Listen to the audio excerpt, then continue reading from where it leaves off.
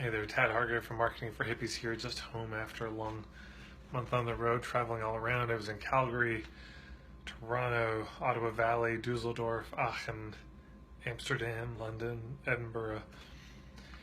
And in one of the workshops, somebody was pushing back on me a little bit and saying, well, I understand this sort of no pressure philosophy, but haven't we all had times where we went to a workshop and we were kind of resistant to it, but then we were really glad we went? And she was relating she'd had people in her workshops that had been true for, and so if we don't kind of push them, if we don't sort of make the decision for them, this whole thing about people are indecisive, and so shouldn't we push them?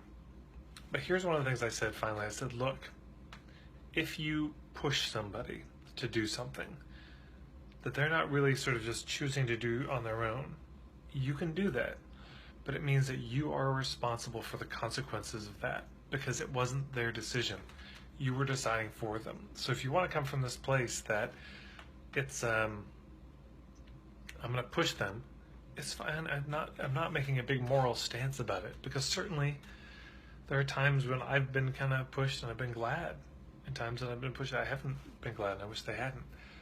But it's a responsibility issue. If they make the decision, if you're not pushing them and they decide to step in, and you're doing everything you can to help filter and make sure that they understand, is it a fit or not a fit, and if that's where you're coming from, then if they make a decision, well, they're an adult. They made a decision and it didn't work out, and then that's just how it is, and you handle it like adults. You have a conversation about it.